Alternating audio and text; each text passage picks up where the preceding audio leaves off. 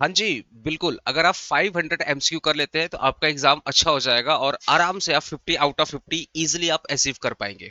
Sir ऐसा क्यों बोल रहे हो? बिकॉज मैंने ये पूरा का पूरा जो एमसीक्यू है, ये जितना भी एमसीक्यू आपको दिख रहा है, इसमें 2023 के जो 3 सेशन में एग्जामिनेशन हुए, मॉर्निंग, डे, इवनिंग, और 2024 में जो 3 सेशन एग्जामिनेशन हुए हैं, मॉर्निंग, डे, इवनिंग, वो सारे क्वेश्चंस, क्योंकि हर एक सेशन में 25 क्वेश्चन बनते हैं, तो अभी तक टोटल 6 सेशन में मतलब 2023 का 3 सेशन, 2024 का 3 सेशन, तो टोटल 6 सेशन में एग्जामिनेशन हुए हैं। ऑलमोस्ट 150 क्वेश्चंस हुआ है। 25, 25, 150 हो गया, ठीक है, प्लस 150। तो ये जो स्टार्टिंग के जो 150 एमसीक्यू आपको दिख रहे हैं ना, ये स्टार्टिंग के जो 150 एमसीक्यू दिख रहे हैं, वो सारे के सारे ईयर पेपर है। मतलब यहाँ से जो 1 से चालू हो रहा है ना, 1 2 3 से, ये 150 वाले क्वेश्चन, वो सारे के सारे आपके ईयर पेपर क्वेश्चन है, पीवाईक्यू से क्वेश्चन है। मैं स्टार्ट कर रहा हूँ 2023 से। ये जो क्वेश्चन मैं स्टार्ट कर रहा हूँ, ये 2023 मॉर्निंग सेशन का है। तो 1 से लेकर 25 होगा मॉर्निंग सेशन का, फिर 26 से लेकर के 50 होगा डे सेशन का, फिर 25 से सॉरी 50 से 75 होगा इवनिंग सेशन का, ठीक है, फिर 75 से चालू होगा वो 2024 का मॉर्निंग सेशन। तो ऐसे करके जो 25-25 क्वेश्चन का जो स्लैब है, जो 25-25 क्वेश्चन का जो बेसिकली ब्लॉक बना है, वो ईयर पेपर है। तो 150 क्वेश्चन, 1 से लेकर के 150 नंबर तक का क्वेश्चन, वो सारे सारे पीवाईक्यू है। दोस्तों अगर आप ये सारे के सारे पीवाईक्यू कर लेते हैं तो इसके अंदर से एमसीक्यू आने वाला है। इसके बाद क्या है, इसके बाद मैं चैप्टर वाइज एमसीक्यू करवाने वाला हूँ। ऑलरेडी मैंने जो पोएम था, हर एक पोएम का मैं सेपरेटली, चाहे वो ब्रेक ब्रेक हो, चाहे आपका basically where the mind is without fear, ठीक है, ये जितने भी आपके पोएम वगैरह थे, सारे के सारे पोएम का मैंने अलग से 100 एमसीक्यू करवा दिया। तो पोएम का मैं ऑलरेडी 300 एमसीक्यू करवा दिया हूँ। भाई अगर वीडियो अभी तक नहीं देखे हो, जाकर देख सकते हो। पहले मैंने पोएम पढ़ाया है, फिर उसका 100 एमसीक्यू करवा दिया है। कमेंट बॉक्स में प्लेलिस्ट का लिंक मिल जाएगा इंग्लिश का। कमेंट बॉक्स में आपको ईएनवीएस का भी प्लेलिस्ट का लिंक मिल जाएगा, पूरा चैप्टर वाइज ब्यूटीफुल तरीके से एक्सप्लेन कर दिया हूँ। उसमें भी मैंने ईयर पेपर सॉल्व कर दिया, चाहे कॉन्स्टिट्यूशनल वैल्यू हो, चाहे ईएनवीएस हो, सब में मैंने ईयर पेपर सॉल्व कर दिया है। जाकर के देख लो, वो इनफ है, वो सारे सारे वीडियो इनफ है, ठीक है। उसके बाद इंग्लिश का प्लेलिस्ट, ईएनवीएस का प्लेलिस्ट और सीवी का प्लेलिस्ट आपको वहां पे मिल जाएगा। साथ ही साथ आपको व्हाट्सएप ग्रुप मिलेगा, तो प्लीज व्हाट्सएप ग्रुप में ज्वाइन होइएगा, बिकॉज हम लोग अकाउंटेंसी स्टार्ट, देखो इंग्लिश ईएनवीएस इस समय बहुत रेयर डाउट आता है, मेन डाउट आपका आना चालू हो जाएगा अकाउंट्स में, और आने वाले जो सब्जेक्ट हो, जो मेजर सब्जेक्ट है, ठीक है ना, तो उसका बहुत ब्यूटीफुल तरीके से प्रिपरेशन होगा। तो व्हाट्सएप ग्रुप में जरूर जुड़िएगा। कब वीडियो आएगा वो सब उसमें पता चलेगा। सारे क्वेश्चंस पीडीएफ वगैरह डायरेक्टली मैं भेज दूंगा। आया समझ? वहाँ पे जो डाउट्स होगा तो आपको मेरा नंबर वहाँ पे दिखेगा, तो आप मेरे से डायरेक्टली कनेक्ट होंगे कि सर ये डाउट है भैया, ये डाउट है, थोड़ा बता दीजिए। और साथ ही साथ वो प्राइवेट ग्रुप है, ठीक है, तो उसमें सिर्फ आपको मेरी इन्फॉर्मेशन दिखेगी, मुझे आपकी इन्फॉर्मेशन, मुझे तो मानो सबकी इन्फॉर्मेशन दिखेगी, बट आपको सिर्फ मेरी इन्फॉर्मेशन दिखेगी कि हाँ अभिषेक सर है, उनकी पूरी टीम है, बस और कुछ नहीं दिखेगा। Because for the private concern मैंने उसको पब्लिकली नहीं किया, बिकॉज में लड़कियां भी हैं लड़के भी हैं, तो मैं क्यों किसी का डेटा शेयर करूं, आई हैव नो राइट। तो पर्सनली, क्योंकि भाई उसमें कौन जुड़ रहा है मुझे नहीं पता, मैं यही जूम करो सेमेस्टर 1 के बच्चे जुड़े, हो सकता कोई और जुड़ जाए। दैट इज वाई मैंने एक ही चीज बोला है भाई, उसमें सिर्फ आपका जो इन्फॉर्मेशन रहेगा वो सीक्रेट रहेगा, प्राइवेट रहेगा, किसी को पता नहीं चलेगा। तो व्हाट्सएप ग्रुप में जरूर ज्वाइन होइएगा। आपका डेटा सेफ है, डोंट वरी। आपका इन्फॉर्मेशन सिर्फ मेरे पास रहेगा, आपके भैया के पास रहेगा, टेंशन मत लो आप, ठीक है। और साथ ही साथ जितने भी एमसीक्यू करवा रहा हो, बस खाली सुन के चल जाओ। और मैं अज्यूम करके चल रहा हूँ भाई, थोड़ा बहुत तुमने पोयम पढ़ा है, थोड़ा बहुत तुमने बेसिकली स्टोरी स्टोरी पढ़ी है। आई सुन, अगर तुम डायरेक्टली कुछ पढ़े नहीं हो, डायरेक्टली एमसीक्यू करने आ गए हो, तो एक काम करो, प्लेलिस्ट नीचे दिया हुआ इंग्लिश का, जाओ 2x में पहले सब कुछ देख लो। 2x में पूरी प्लेलिस्ट को कंप्लीट कर लो, एटलीस्ट स्टोरी पढ़ लो। अगर तुम पोयम का, क्योंकि वीडियो के अंदर भी मैंने 100 पोयम करवाया है, अगर वो वाला 100 नहीं करना कोई बात नहीं, जैसे स्टोरी पढ़ लो 2x में, फिर ये एमसीक्यू वगैरह देख लो। फ्रेश का एमसीक्यू मैं आज कवर करूंगा इसी वीडियो में। पोएम का एमसीक्यू मैं ऑलरेडी कवर करूंगा, स्टिल मैं दोबारा कवर करने जा रहा हूँ पीवाईक्यू के थ्रू। और कुछ नहीं देखे हो, जाकर 2x में पहले देख लो वो सारे पोएम वगैरह, उसके बाद ये वाला वीडियो देख लो। चलिए दोस्तों मैं स्टार्ट करता हूँ, प्लीज वीडियो को शेयर करना, लाइक करना। सर क्या ये एमसीक्यू इनफ है? इनफ है, इसके अलावा सर कुछ भी आने वाला नहीं है। आपका दिमाग पूरा ओपन हो गया है, आराम से बैठ के एग्जाम दीजिए। ईएनवीएस का सजेशंस वगैरह सब कुछ आ जाएगा, आप एग्जाम देकर के आइए ना। आपको ईएनवीएस का सजेशन, ईएनवीएस का सजेशन का वीडियो, सब कुछ आपको मिल जाएगा। आप टेंशन मत लो, बस आप जुड़ जाओ। अपने वीडियो को अपने दोस्तों को भी रिकमेंड करो एपीसी से जुड़ने के लिए। प्लीज वीडियो को शेयर करना। अगर स्टिल कोई डाउट होगा तो कमेंट कर देना, सर ये वाला एमसीक्यू मुझे डाउट हो रहा, तो मेरी टीम आपको हेल्प कर देगी, ठीक है। क्योंकि बुक्स के कुछ कुछ एमसीक्यू रॉन्ग है, ये मैं एक्सेप्ट करता हूँ, ठीक है। चलिए दोस्तों स्टार्ट करता हूँ। पहला एमसीक्यू क्या बोल रहा है? पहला एमसीक्यू क्या बोल रहा है? Ramarao was the Malgudi agent of which company? ग्रामो company, gramophone company.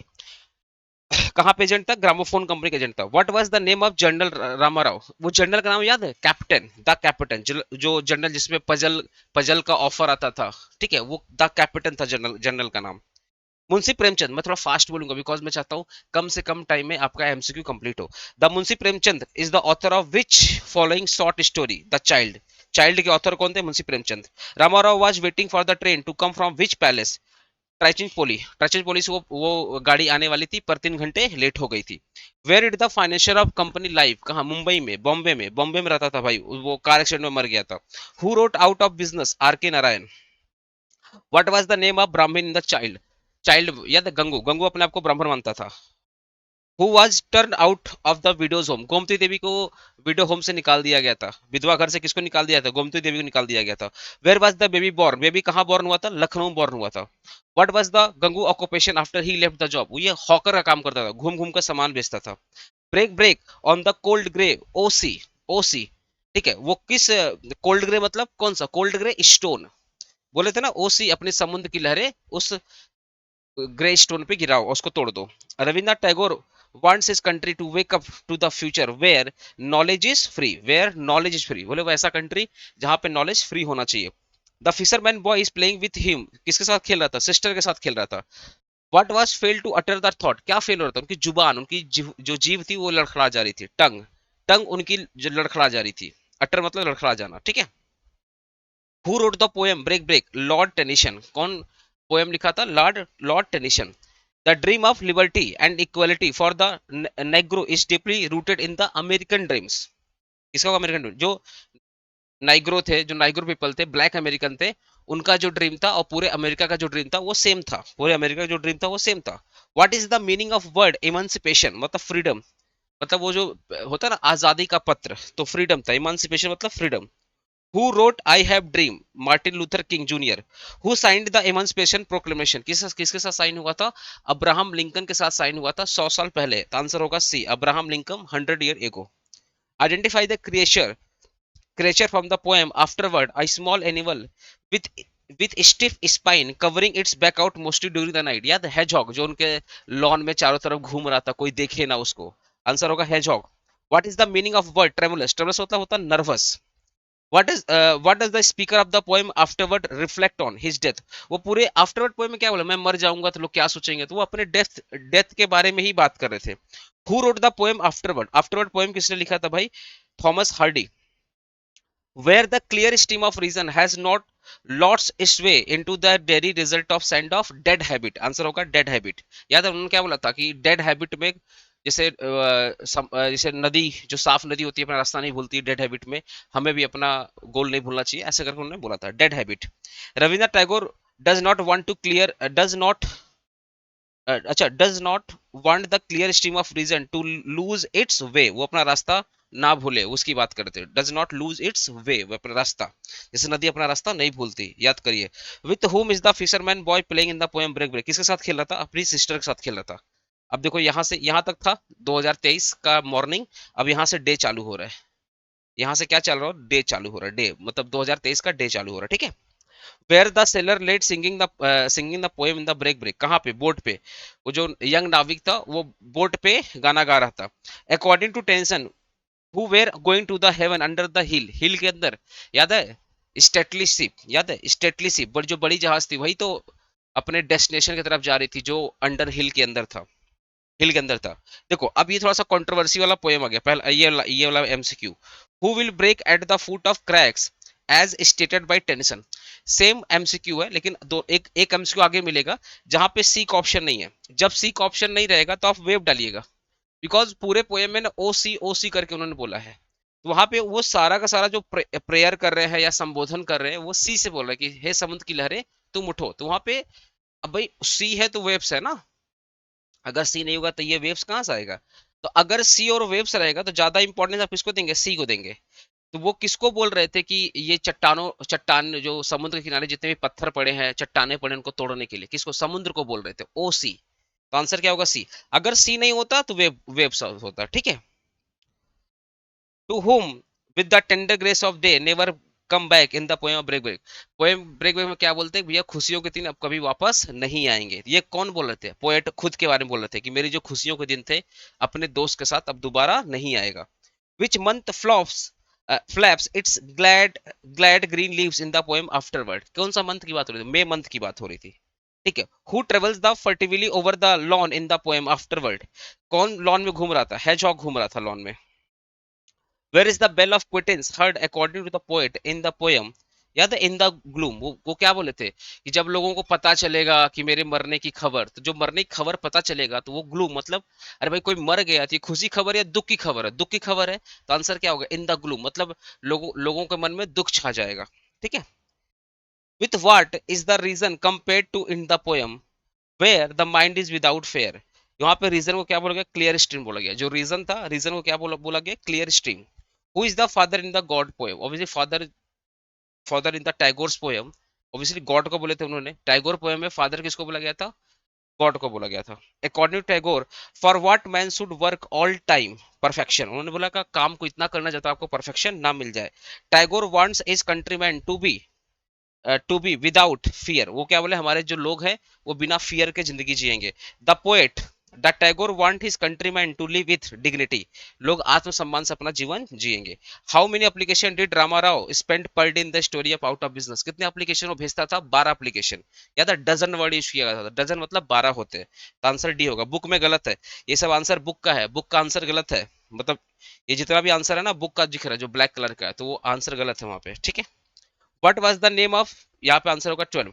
What was the name of journal containing the crossword puzzle, the capital। What was the amount of the special prize money announced by the general। याद है पहले 4,000 था, बाद में 8,000 हो गया था, 8,000 rupees। At the end of the story, out of business, where did Rama Rao ultimately decided to go for the search of job। Obviously वो मद्रास जाना चाहता था, वो जॉब करने के लिए कहाँ जाना चाहता था, मद्रास जाना चाहता था। To whom did Gangu want to marry in the story, child। किसके साथ मैरी करना चाहता था गंगू, गोमती देवी के साथ। After marriage where did Gangu live with his wife in the story the child, मोहल्ला। याद है मैरिज के बाद वो लोग आसपास के मतलब गांव में के उसी गांव में एक मोहल्ले में रहते थे, मतलब गांव मतलब क्या, उसी एरिया में रहते थे वो लोग, तो उसको मोहल्ला बोलते थे। How much did Gangu earn hawker as every day. 1 रुपया बेचारा कमाता था घूम घूम के। Where was the child born in the story the child. वो कहाँ जन्म हुआ था, लखनऊ में जन्म हुआ था। Who live on the lonely island of poverty in I have dream, Negro people. जो ब्लैक अमेरिकन पीपल थे वो लोग पॉवर्टी में रह रहे थे आजादी के बाद। How many years ago was the emancipation proclamation signed. यहाँ पे होगा 5 स्कोर, 1 स्कोर इक्वल टू 20, तो 20 इंटू 5 कितना होगा, 100। तो 5 स्कोर की बात हो रही है। According to Martin Luther King, in what in his dream deeply rooted American dream. उनके दिल में किसकी ड्रीम थी, पूरे अमेरिकन की ड्रीम थी। In which year was the speech I have dream delivered, 1963। In the poem break break what is the breaking the cold grey stone, वो किसकी बात करते, देखो यहाँ पे वेब्स आ गया ना, यहाँ पे सी नहीं है तो सी नहीं देगा तो वेब्स की बात हो गई।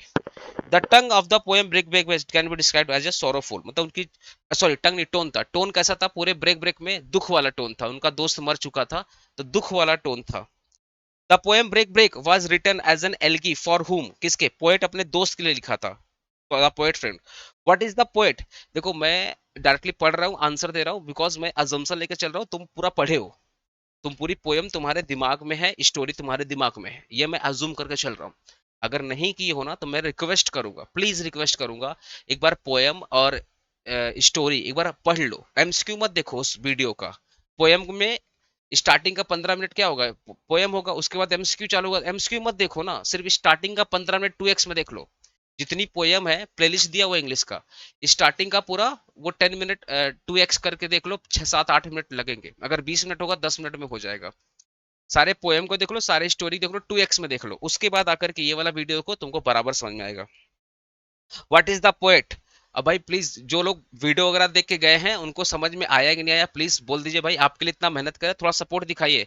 आप लोग वीडियो देख के चले जाते हैं, वीडियो को शेयर भी नहीं करते, लाइक भी नहीं करते। एटलीस्ट वीडियो को शेयर करो यार, कमेंट करके जाना आपको समझ में आया या नहीं समझ में आया। What is the poet praying for his final stanza break break, वो ब्रेक ब्रेक में क्या, फाइनल स्टैंजा में क्या बोले थे, पीस की बात कर रहे थे। आंसर क्या होगा, पीस। अरे लास्ट स्टैंजा ब्रेक ब्रेक में किसकी बात कर रहे थे, पीस की बात कर रहे थे। ठीक है। The title of the poem afterward refers to the time after the speaker death. ये जो आफ्टरवर्ड का मतलब क्या है, पोएट के मरने के बाद उसका मतलब हो गया यहाँ पे। आफ्टरवर्ड्स का मतलब पोएट जब मर जाएगा उसके बाद उसके बारे में लोग क्या सोचेंगे।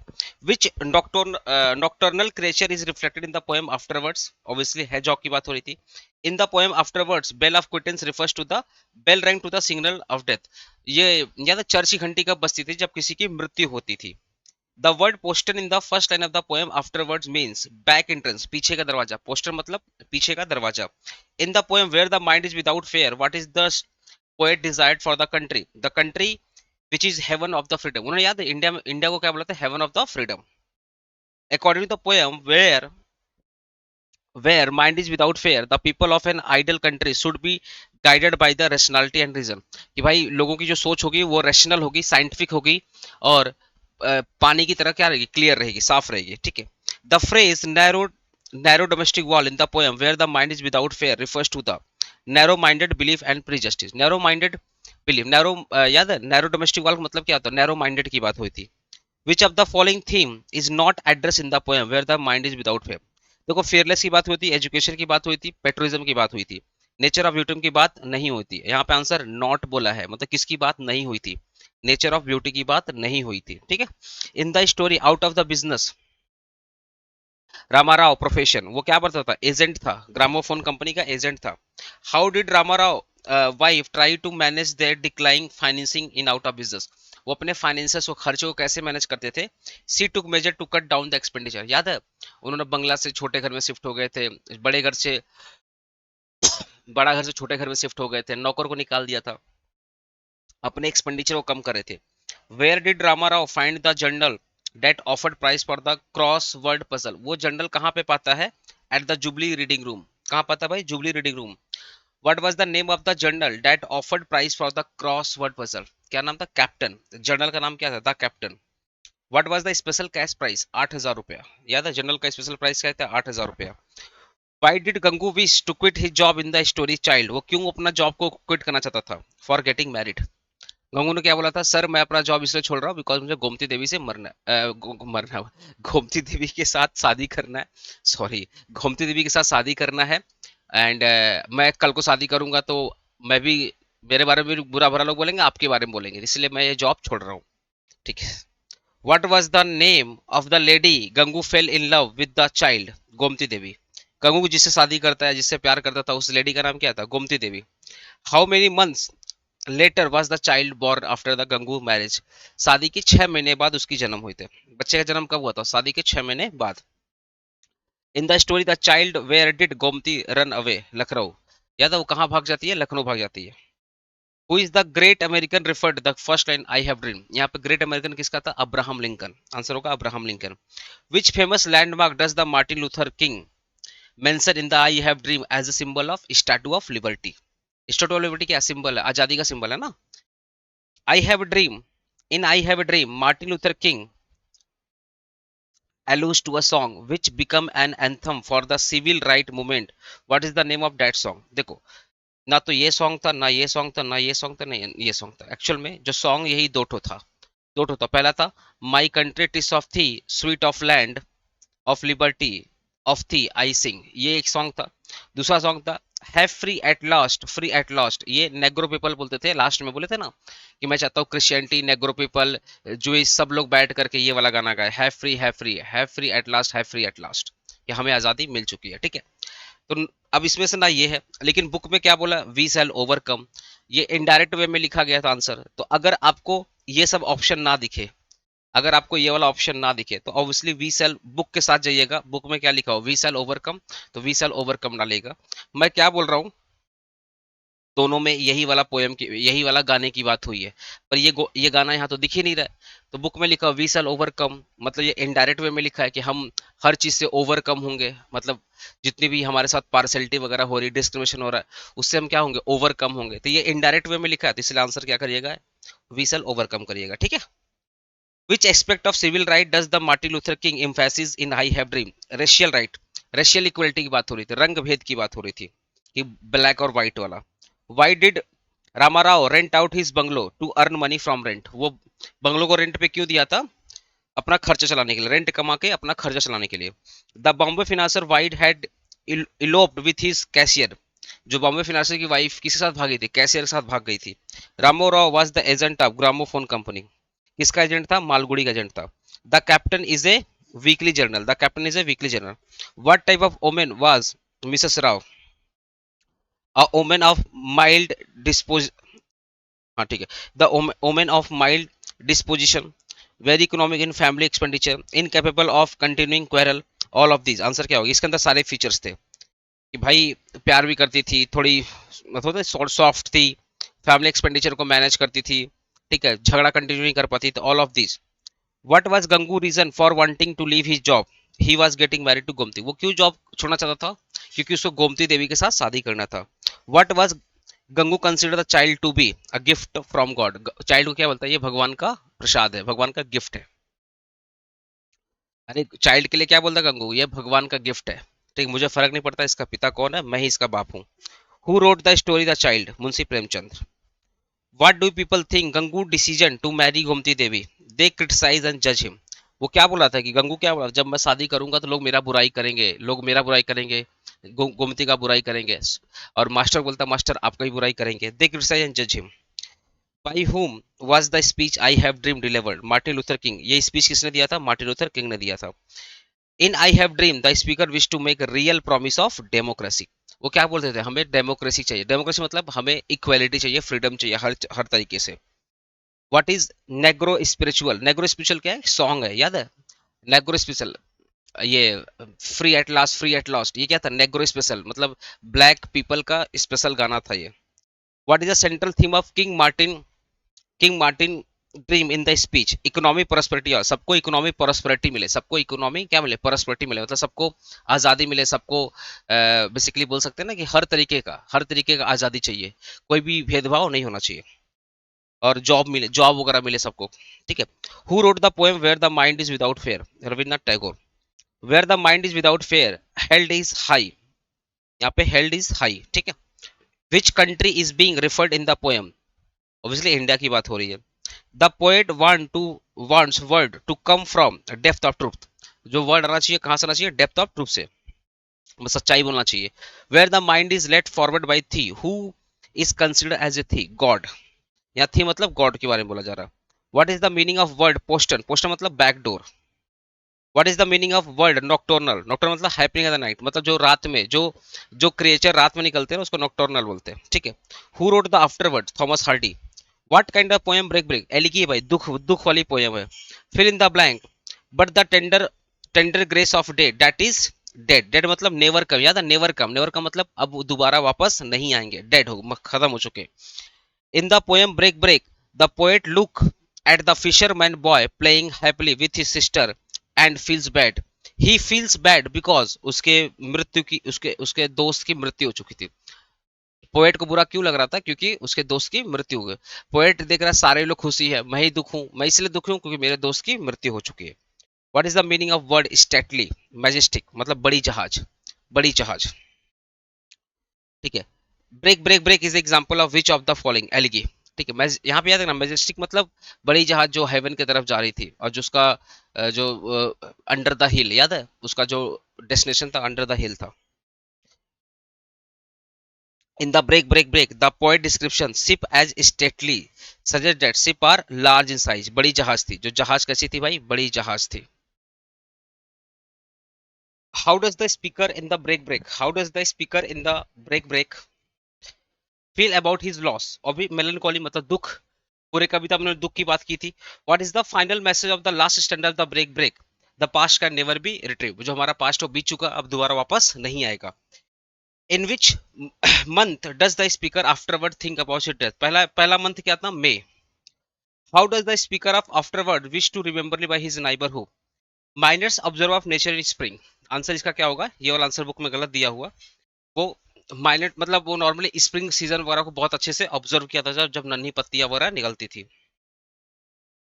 इन afterward how does the hawk night hawk descend in the second stanza? याद है वो बहुत तेजी से उड़ते हुए आता है और झाड़ियों पे बैठ जाता है. Silently as an eyelid blink. वो क्या है? वो बहुत तेजी से उड़ते हुए आता है बिना शोर मचाए हुए और झुकी हुई झाड़ियों पे क्या आके बैठ जाता है. ठीक है, तो आंसर होगा silently. In the afterward where does the dew fall dew fall hawk alight upon the upland hoar, मतलब झुकी हुई पहाड़ियों पे वो आके बैठ जाता है. What is the sitting of the poem afterwards और scenery of English countryside? वो किसकी बात करते हैं? ऐसे विलेज की बात करते हैं जहाँ पे बहुत सारे नेचर से रिलेटेड सीन की बात हो रही है. तो इंग्लैंड के ऐसे गांव की बात करते हैं. तो आंसर क्या होगा? Scenery of English countryside. What does Tagore mean head is held high? मतलब वो आत्मसम्मान से जीवन जिए, रिस्पेक्टफुल लाइफ, डिग्निटी वाला लाइफ जिए. What does the narrow domestic wall refers to? Division in society, सोच वगैरह के बारे में बात होता है. डिवीजन इन सोसाइटी, लोग होता है ना रंग भेद ये सब भेदभाव लोग करते हैं, तो division society. In the poem where the mind is without fear Tagore compares reason to a clear stream. Reason कैसा होना चाहिए? क्लियर स्ट्रीम की तरह होना चाहिए. In where the mind is without fear what does the dreary result sand of dead habit mean as old superstitions? यहाँ पे जो डेड हैबिट साइंड का बात हुआ था, मतलब क्या? ओल्ड एज सुपरस्टिशन, पुरानी जो परंपराएं हैं, पुरानी जो सोच है, उसकी बात की गई थी.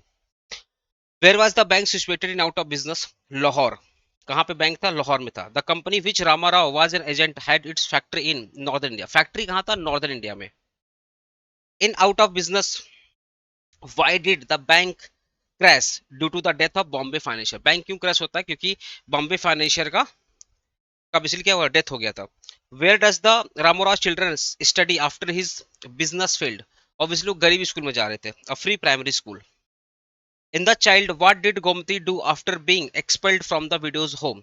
Take room on the rent in mohalla. जब उसको विडो घर से निकाल जाता था तो उसी एरिया में एक छोटे से घर में रहती थी, रेंटेड रूम में रहती थी. तो वो रेंटेड रूम में रहती थी उसी मोहल्ला में. Where where did the Gangu bring back the baby? Lucknow से कराता है. Where had the narrator of the child gone from the month? Nainital. Narrator कहाँ जाता? कुछ दिनों के लिए, एक मंथ के लिए कहाँ जाता था? नैनीताल में जाता था. In the child home authorize got Gomti married off two times but both times she had come back after a week. याद है वो उसका 2 बार शादी हुआ था, पर दोनों बार वो एक हफ्ता के अंदर ही वापस आ जाती है, एक हफ्ता के अंदर ही अपने पति के छोड़कर वापस आ जाती है. I have a dream which great American leader is referred to? Abraham Lincoln. यहाँ पे ग्रेट लीडर किसकी बात की थी? अब्राहम लिंकन की. आई have a dream I have a dream. The word momentous stand for something for significance. Dream मतलब कुछ importance है, something for significance. Martin Luther King Jr. dreamed that one day they would get their right. एक दिन उनको उनका अधिकार मिलेगा. In which year the speech I have dreamed delivered? 1963. Whom does the poet address in the poem Break Break? C. वो किसको बोलते हैं? OC. याद है ना? OC को बार बार एड्रेस कर रहे थे. Which type of poem is break break? Elegy भाई दुख वाली पोयम है. Who is the fisherman boy playing with sister? Fisherman boy अपने बहन के साथ खेला था. That he sing in the boat the boy the bay on the bay who sing in his boat? वो याद है? Ladder boy. The sailor lad. याद है? सैलर लेड मतलब यंग नाविक. सैलर लेड होगा यंग नाविक. Who wrote the poem afterwards? Thomas Hardy. Who travel fertility in the poem afterward? याद है वो hedgehog. Dash and now he is gone where has he gone? He is no more. उसका दोस्त याद है? उसका दोस्त अब मर चुका है, दोबारा वापस नहीं आ सकता. What does the bell of quittance? मतलब कोई चीज मर गया है. बेल ऑफ डेथ, कोई अगर मर जाता है तो क्रिश्चियन में बेल बजती है. In which famous books of poem do we find where the mind is without fear? Gitanjali. What is the meaning of heaven of freedom? An ideal state of independent India. Give the synonym of perfection? Flawlessness. Who lead the human minded to ever winding thought and action? The God. किससे वो pray कर रहे थे? God से pray कर रहे थे कि लोगों की सोच को बड़ा करो. Ramarao was agent of which place? Malgudi. Why did Ramarao family move to small house behind the market? Because उसने अपना बिजनेस खो दिया था, अपना जॉब खो दिया था. अगर यहाँ पे जॉब होता तो जॉब पे टिक मारिएगा, बाकी और कुछ नहीं दिया हुआ, यहाँ बिजनेस था तो बिजनेस करिएगा। What did Rama Rao try to solve in the reading room, याद है, crossword puzzle, crossword puzzle. God you have shown mercy, who said, याद है, वो मरता नहीं है, ट्रेन नहीं आती है, ट्रेन लेट हो जाती है, वो मरता नहीं है, ये रामा राव बोलता है, हु से Rama Rao. Who is referred Bapuji in the story the child, बाबूजी किसको बोला गया था, वो जो बेसिकली रिच लैंडलॉर्ड था, गंगू का जो मालिक था, employer. Where did Gomti Devi stay, widow home, Gomti दी कहाँ रहती थी, विडो विडो होम में।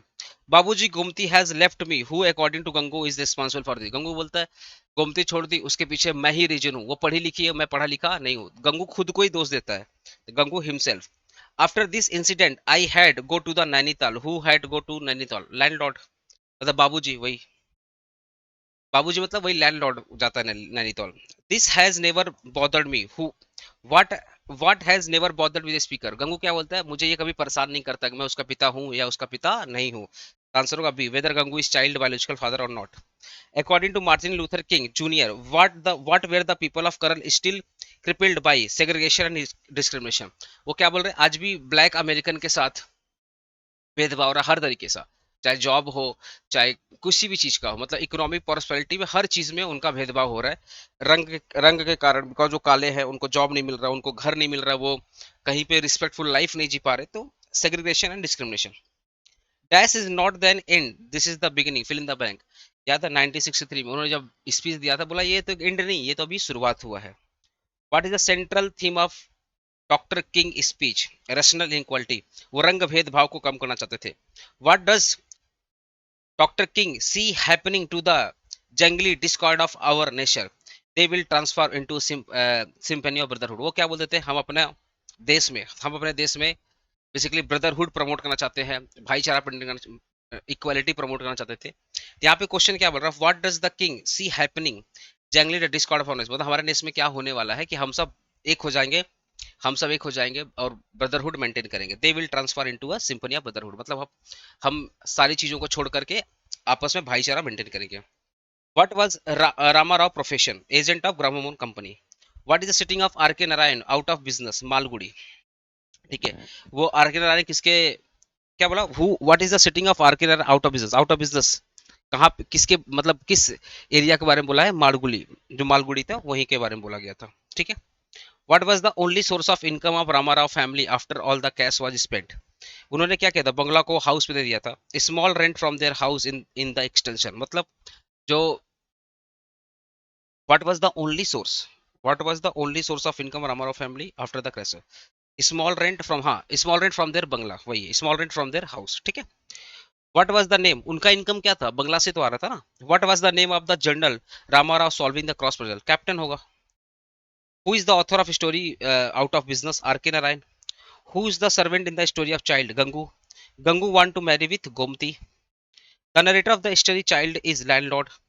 The narrator of the story. The narrator of the story. The child. Narrator कौन था? Landlord. Rich landlord. Gangu married Gomti and he adopted the work of A hawker, वो क्या करता है, जॉब छोड़ता है, hawker का काम करना स्टार्ट करता है। I have dream is a speech delivered by the Martin Luther King. I have dream a speech delivered on 1963 28 August 1963। What was the main purpose of I have dream speech, to call for an end to a racial segregation discrimination, ये basically speech, ये भाषणबाजी क्यों हुआ था, discrimination और रंग भेदभाव को खत्म करने के लिए, भेदभाव को खत्म करने के लिए। Martin Luther King was an Negro, मतलब बेसिकली ये ब्लैक अमेरिकन थे।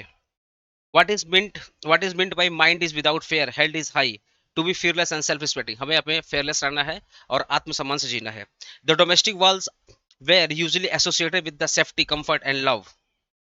What is the meaning of narrow domestic wall, idea which are pretty and narrow minded, जो आइडिया बहुत छोटी सोच की, जो छोटी सोच को लोग की सोच की होती है उसको बोलते हैं narrow minded. Who wrote the poem where the mind is without fear, Rabindranath Tagore. अभी तक पीआईक्यू चल रहा है। According to Tagore, what is meant by the subclass where the knowledge is free, where people are provided educational free irrespective of their caste, creed, social status and nationality। उन्होंने क्या बोला, knowledge सबको मिलना चाहिए, चाहे वो कोई भी क्लास से बिलोंग करता, फर्क नहीं पड़ता है। The poem where the mind is fear is address to God, वो किससे प्रे करते, गॉड से प्रे कर रहे थे। whom does the poet address थी the father in the poem, obviously God। Who is the poet of the poem Rabindra break break Alfred Lord Tennyson. Who और what is the speaker addressing in the poem break break the sea. वो किसको address कर रहे थे? सी को बोल रहे थे, उठो और चट्टानों को तोड़ दो। The phrase my tongue could utter, उनकी जुबान लड़खड़ा जा रही थी। If he could express his cover, अगर वो अपना सौरों को, अपना दुख को अगर बयान करने की कोशिश कर रहे थे तो उनकी जुबान क्या लड़खड़ा जा रही थी। अरे उनका जुबान कब लड़खड़ा रहा था? इफ ही कुड, अगर वो कोशिश कर रहे थे बोलने का तो जुबान लड़खड़ा जा रही थी। Who wrote the poem afterward? Thomas Hardy. What is the significance of the title afterward? Significance क्या? It suggest a contemplation of the future. Afterward वो क्या बेसिकली फ्यूचर की बात कर रहे हैं, अगर मैं मर गया तो लोग मेरे बारे में क्या सोचेंगे। What does the term bell of quittance most likely to refer in the context of this line? A thunder bell trolling the mark of speaker passing, बोले जब मैं मर जाऊंगा तो मेरे नाम से चर्च की घंटी बजेगी और लोग बोलेंगे काश ये जिंदा होता तो ये घंटी सुना करता था। तो फ्यूनर बिल मतलब डेथ होने के बाद जो घंटी बजती है। तो 175 हम लोग 2000 खत्म हो गया, पीआईक्यू खत्म हो गया 2023 का। 75 क्वेश्चन 2024 से 75 क्वेश्चन हम लोग कंप्लीट कर लिए। हर सेट में 25 होता है ना, मॉर्निंग डे इवनिंग में 25 होता है। तो टोटल हम लोग 150 क्वेश्चन और प्लस 75 क्वेश्चन, मतलब 25 क्वेश्चन एक्स्ट्रा, तो हमारा ईयर मतलब खत्म हो गया। हमारा जो ये बेसिकली बोलते हैं ना कि पोएम पोएम प्लस पीवाईक्यू ये सब मैंने कंप्लीट कर दिया। 2023-24 मैंने कवर कर दिया और एक्स्ट्रा 25 क्वेश्चन करवा दिया। अब मैं पोएम का सुनो ध्यान से, अब मैं चैप्टर वाइज करा रहा हूँ फ्रेज का, क्योंकि मैंने पोएम का चैप्टर वाइज करवा दिया था। पोएम का मैंने चैप्टर वाइज करवा दिया था, आया बस हमने तीनों पोएम का प्लेलिस्ट दिया हुआ, प्लेलिस्ट में जाकर चेक करिएगा। तीनों पोएम का मैंने 100 एमसीक्यू एक्स्ट्रा करवा दिया था और आज मैंने पीवाईक्यू भी कवर कर दिया। तो मैं हर तरीके से मेहनत कर रहा हूँ, प्लीज अप्रिशिएट करिएगा मेहनत को। वीडियो को शेयर करना और व्हाट्सएप ग्रुप में जुड़ जाना भाई। हम लोग बहुत अच्छा अकाउंटेंसी पढ़ेंगे। छोटा मोटा सब्जेक्ट में डाउट नहीं आएगा मैं मानता हूँ, पर व्हाट्सएप बट बड़े सब्जेक्ट में डाउट तो आएगा ना। सेम व्हाट्सएप ग्रुप रहेगा, आया वो सामने, ऐसा नहीं कि सेम टू में जाओगे व्हाट्सएप ग्रुप चेंज होगा, नहीं सेम व्हाट्सएप ग्रुप रहेगा और डायरेक्टली आप तक इन्फॉर्मेशन पहुंचाऊंगा। और एग्जाम के दिन हमारा जो अकाउंटेंसी एग्जाम रहेगा वहाँ पे गूगल मीट के थ्रू तुमसे बात करूंगा, तुम्हारे डाउट वगैरह का सब सॉल्व करूंगा। तो व्हाट्सएप ग्रुप में जरूर ज्वाइन होना भाई, ठीक है ना। चलिए चैप्टर वाइज स्टार्ट करते हैं और कमेंट करना तुमको पीवाईक्यू समझ में आया या नहीं आया, एक बार कमेंट करके जरूर जाना पीवाईक्यू समझ में आया या नहीं आया। चलिए स्टार्ट करते हैं। अब 3 फ्रेज बाकी है, तो चाइल्ड खत्म करते हैं, फिर उसके बाद आउट ऑफ बिजनेस और फिर आई हैव ड्रीम। चलो चाइल्ड का स्टार्ट करते हैं। Who was the servant in the story child? Gangu. Gangu servant था। मैं पहले बता दे रहा हूँ पोएम का मैंने ऑलरेडी खत्म कर दिया, 100 करके चैप्टर में डाल दिया, प्लेलिस्ट दिया हुआ इंग्लिश का। तुम लोग कमेंट बॉक्स को पिन करोगे, ये वाला पीडीएफ मिलेगा, इंग्लिश का प्लेलिस्ट, ईएनईवीएस का प्लेलिस्ट, सीवी का प्लेलिस्ट, सबका दिया हुआ है। और हर प्लेलिस्ट ना, हर वीडियो के नीचे मैं कमेंट बॉक्स में कुछ पिन करता हूँ, उसको जरूर तुम पढ़ लेना, ठीक है ना। चलो। Who was Gomti? Gangu's wife. Dhanpati Rai Srivastava is the pet name of Premchand. Premchand, Munshi Premchand का दूसरा नाम क्या था? Dhanpati Rao Srivastava. From where Gomti expelled? Widow home, उसको विडो होम से निकाल दिया गया था। When there is a no love you can not expect women to stay. Who said this? Gangu. Gangu बोलता है अपने मालिक को कि जब किसी को प्यार नहीं मिलेगा तो वो उसके साथ क्यों रहेगा, ठीक है। The narrator of the story the child is landlord. Who was the short tempered by nature? Gangu. Gangu थोड़ा शॉर्ट टेम्पर सा, थोड़ा सा ईगो टाइप का बंदा था। Gangu want to marry Gomti. Gomti Devi married Gangu. Who failed the thrice in her marriage? Gomti. Gomti. Actually twice होना चाहिए, thrice नहीं था, ट्वाइस होना चाहिए था। गोमती फेल हो गई। What did Gomti do after being expelled from the widow? वो रेंटेड रूम में रहती थी, ये सेम एमसीक्यू पीआईक्यू में आया था ना। Where did narrator gone for a month? Nainital.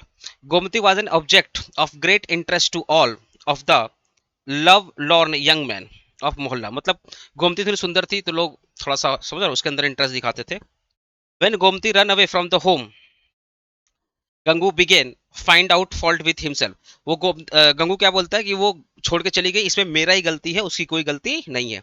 Gangu was full confidence of his love and Gomti. Gangu को पूरा भरोसा था अपने प्यार पे और गोमती पे। गंगू को पूरा भरोसा था। The home authorities had got Gomti married of 2 times but both times she had came after 2 weeks। बोला 2 बार शादी हुआ लेकिन दोनों बार वो अपने पति को छोड़कर हफ्ते भर के अंदर ही वापस आ जाती है। After 1 day Gomti run away from home without telling anything to anyone. कितना? 5 मंथ के बाद, 5 मंथ्स के बाद।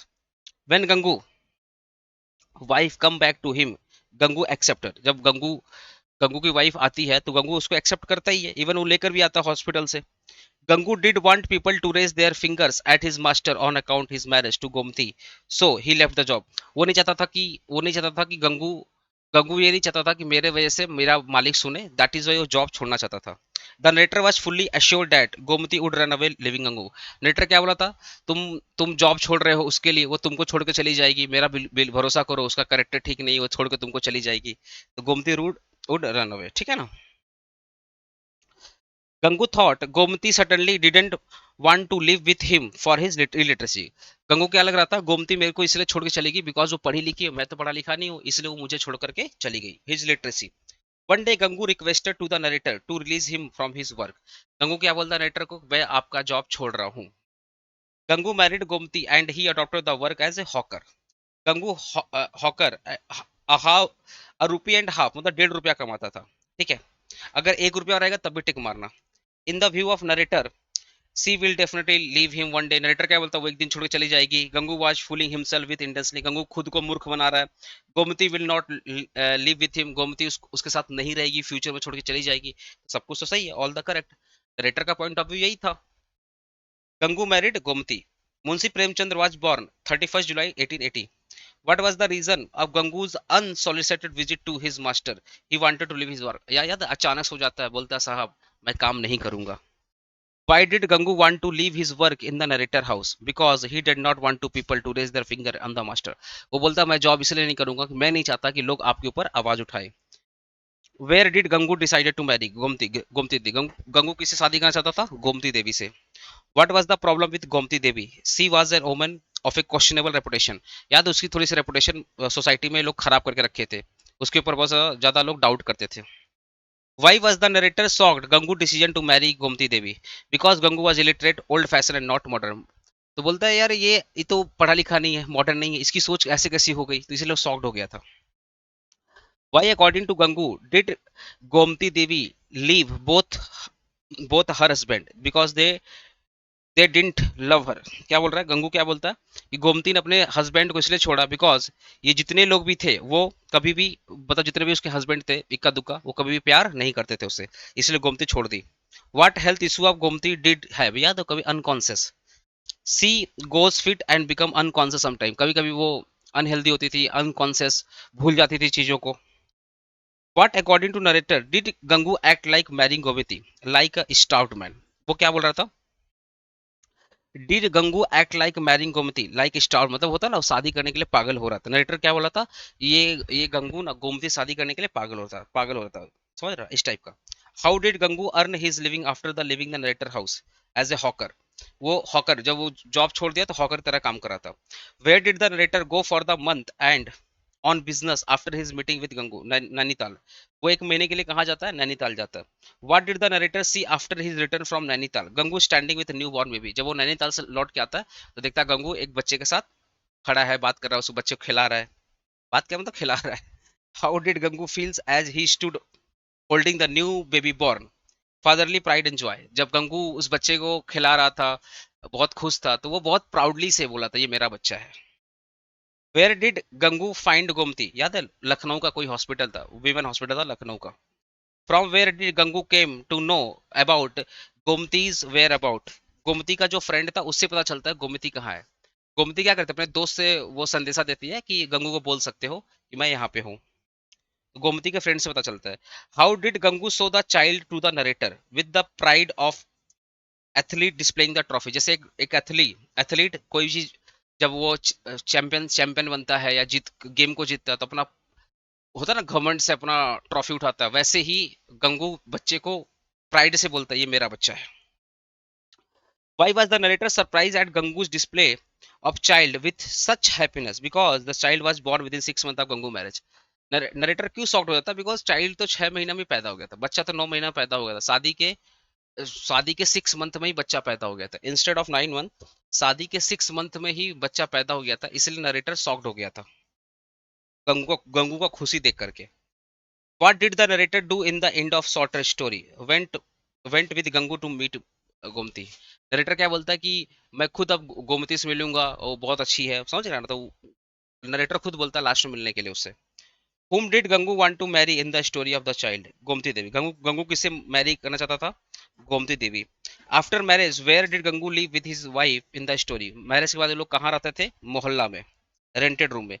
अच्छा, मोहल्ला का जो रेंटेड रूम था। How much did Gangu earn as a hawker every day? A rupee. Where was the child born in the story? Obviously Lucknow में। What is the name of the protagonist of the story? Gangu. Main character कौन था? गंगू था। What is the main conflict? What is the main conflict in the story? Rigid social norms of Indian society. जो हमारे समाज की जो बेकार सोच है ना, उसके बारे में बताया गया यहाँ पे। What does the Gangu what does the Gangu do when he realise that he can not marry Gomti without his tarnishing his employer reputation? He asked his employer for the permission to leave his job. वो क्या बोलता था? Sir मुझे job नहीं करनी, अगर मैं job करूंगा और गोमती शादी करूंगा तो लोग मेरे ऊपर भी क्वेश्चन करेंगे और आपके ऊपर भी क्वेश्चन करेंगे, तो मेरे साथ साथ आपका भी रेपुटेशन खराब हो जाएगा। इसलिए वो जॉब, इसलिए अपने मालिक को क्या बोलता है? जॉब छोड़ने के लिए। How does Gangu react when he find Gomti along with child?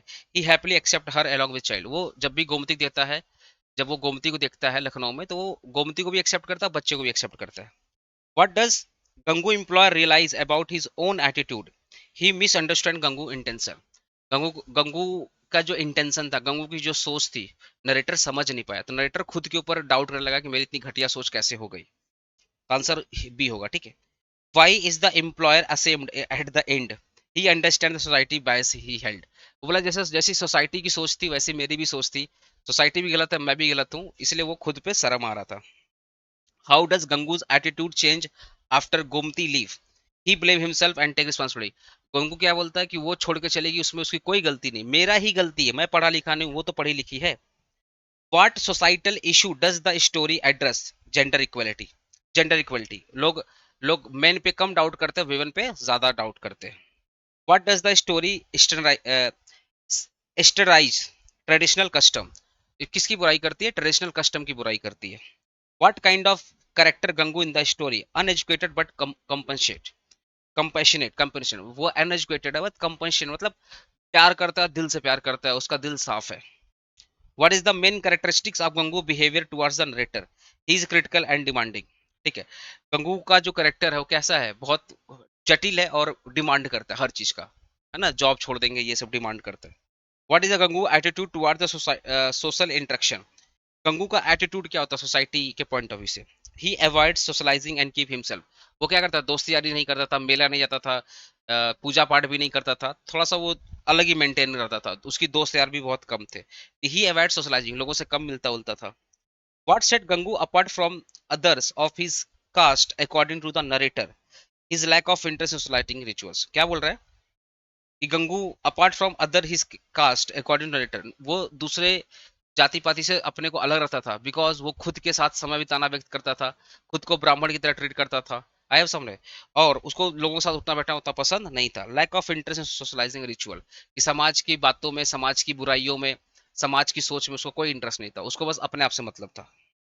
Why does Gangu want to leave his job? He want to marry Gomti। वो जॉब क्यों छोड़ना चाहता था? क्योंकि वो गोमती देवी से शादी करना चाहता था। How does Gangu employer react when he learn about Gangu's plan to marry Gomti? He is angry and upset। जब वो सुनता है कि गंगू गोमती शादी करना चाहता है तो वो गुस्सा करता है और अपसेट हो जाता है। What does the Gangu do when he find Gomti in hospital? He take her back to the house। Obviously जब हॉस्पिटल में उसको देखता है तो फिर उसको बच्चे को एक्सेप्ट करता है, गोमती को एक्सेप्ट करता है और उसको घर लेकर आता है। What does the narrator learn from Gangu? That love is more important than social। Obviously प्यार ज्यादा इंपॉर्टेंट है सोसाइटी के सोच से। That is important for to be forgiving, माफ करना इंपॉर्टेंट होता है। That is important to stand up what you believe. जिस जिस चीज पे आप भरोसा करते हैं उसके लिए आपको आवाज उठानी चाहिए, उस पर स्टैंड करना चाहिए। Answer is all of the above. ये नरेटर सीखता है किससे? गंगू से सीखता है। What does the Gangu acceptance of Gomti and her child symbolize? Unconditional love and compassion.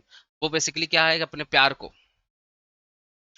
वो बेसिकली गोमती से और बच्चों से अनकंडीशनल प्यार करता है, करुणा वाला प्यार करता है, मतलब होता है ना, उसके लिए वो इमोशंस बहुत ज्यादा है। तो what does Gangu accept Gomati and her child symbolize?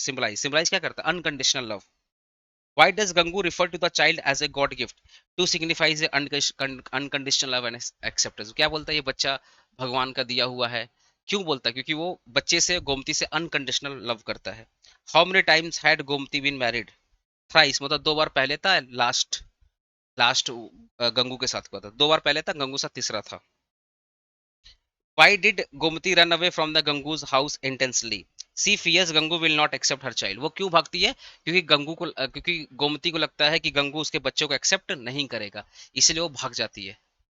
Gomti को लगता है कि गंगू गंगू उसके बच्चों को एक्सेप्ट नहीं करेगा, तभी तो भाग जाती है। What is the significance of the child in the story? ये ऑल ऑफ द वेब होगा। The child represent new beginning of the Gangu and Gomti. Obviously child जब आता है तो गंगू और गोमती का जीवन में और खुशी आती है, और रिस्पेक्ट बढ़ जाता है, और प्यार बढ़ जाता है। The child represent the power of love, obviously. The child represent the challenges of raising a child in society that is prejudiced against the widow. बोल रहा है कि एक विधवा की जब शादी होती है और 9 मंथ की जगह 6 मंथ बच्चे होते हैं, तो लोग बहुत ज्यादा क्वेश्चन करते हैं, स्टिल वो चाइल्ड गंगू एक्सेप्ट करता है, तो लोगों के मुंह पे थप्पड़ मारता है। तो आंसर होगा all of the above. What is the narrator's initial attitude towards the Gangu relationship with the Gomti? Skeptical and judgmental। वो जो नरेटर का जो एटीट्यूड था, वो गोमती पे डाउट करता था कि भैया वो अच्छी नहीं है, तो वो जज करता था उसको। What does the Gangu's humble proposal to his employer reveal about his character? His honesty and sincerity। ठीक है, नरेटर क्या बोलता है? गंगू ऑनेस्ट है, हम्बल है, ठीक है ना।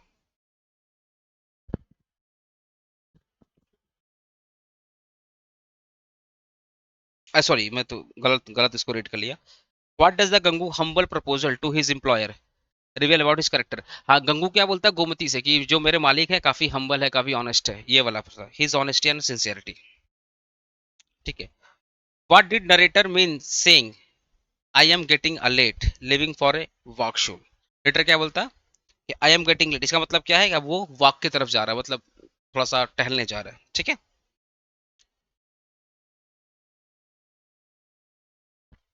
चलो ये कंप्लीट हो गया। अब आउट ऑफ बिजनेस कितना था? 72 ना, 73। अब आते हैं आउट ऑफ बिजनेस, ठीक है। अब इसके बाद आउट ऑफ बिजनेस है, उसके बाद I have a dream. I have dream में कितना? 100 आई थिंक। इसमें भी कितना? 60-70 हो गए। इसको भी फटाफट फटाफट कंप्लीट करते हैं। The company Ramarao works for his gramophone company. The protagonist मतलब leading character of the story is Rama Rao.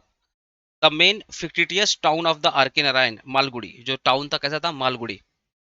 Rama Rao wife's is always waiting at the door. याद है? या तो डोर के पास या डोर के अंदर, हमेशा इंतजार करती डोर के बाहर। What is the sitting of R K Narayan out of business? Malgudi. कहाँ पे? वो किस जगह की बात कर रहे थे? मालगुड़ी के, याद है? एजेंट था मालगुड़ी का। What is the central conflict in out of business? A protagonist struggle with the poverty. क्या कि एक एक जो मेन कैरेक्टर था उसकी स्ट्रगल की कहानी बताई जा रही थी।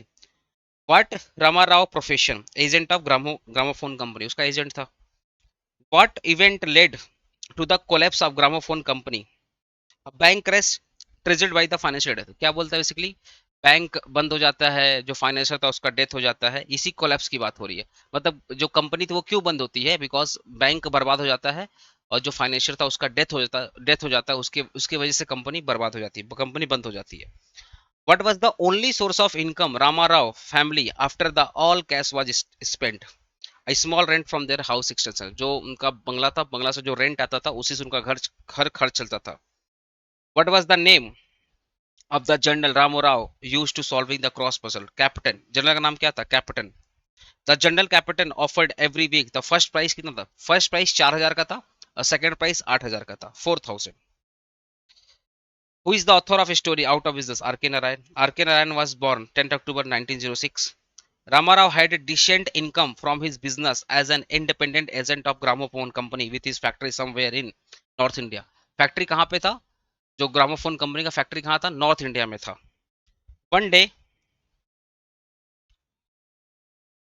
One day general capital announce the special offer price 8000। जो स्पेशल प्राइस था वो 8000 का था, ठीक है।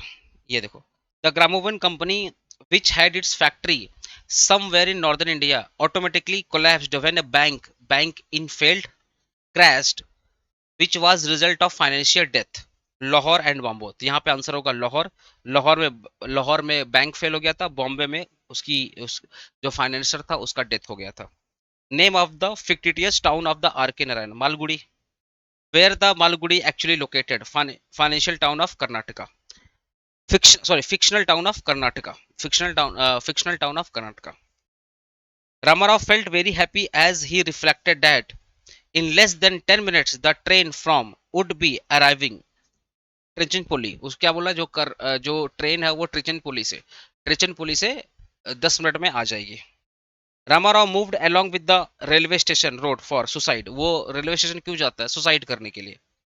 Who is the protagonist of the short story out of business, main character कौन था, Ramarao. Ramarao was the Malgudi agent of which company, gramophone company.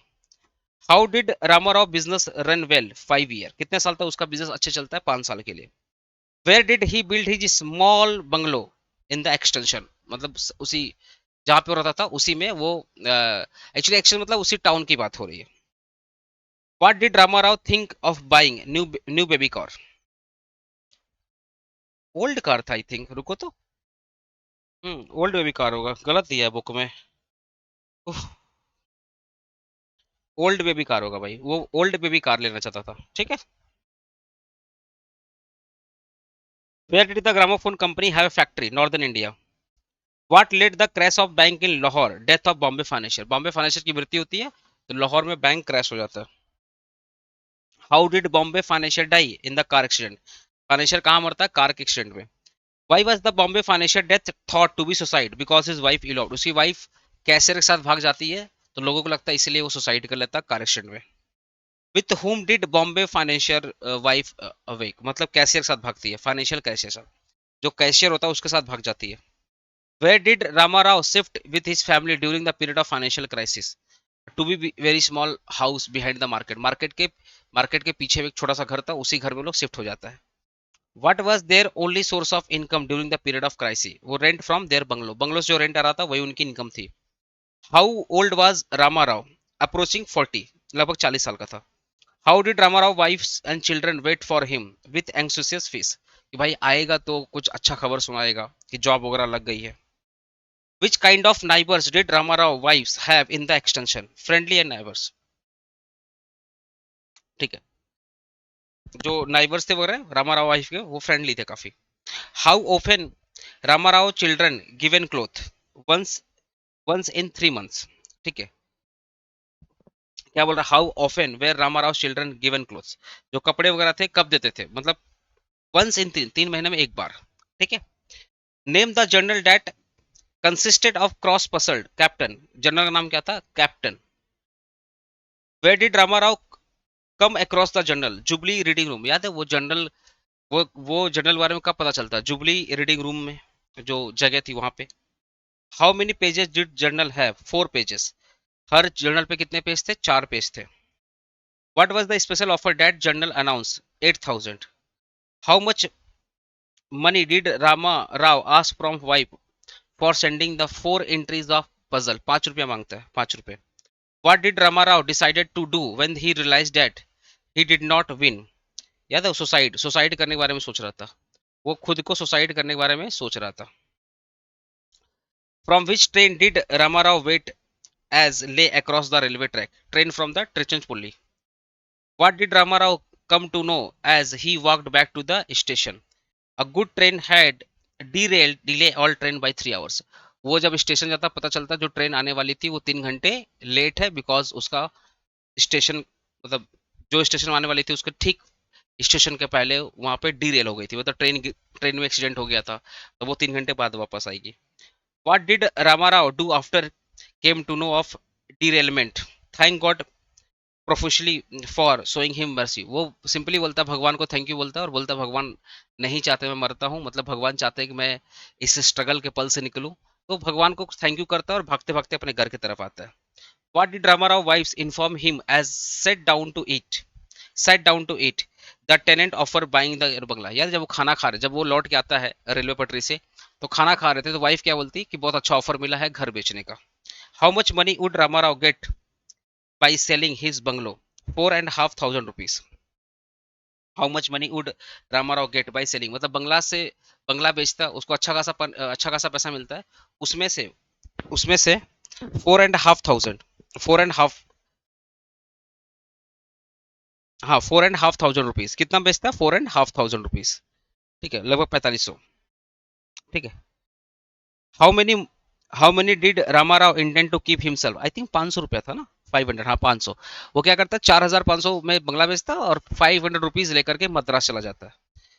What did Ramarao decide to first after selling his bungalow to better move to better quality?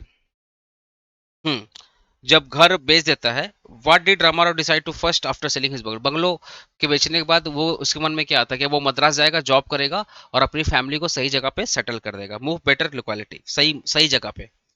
How many application did Ramarao send per day in the story out of business? 12। ठीक है,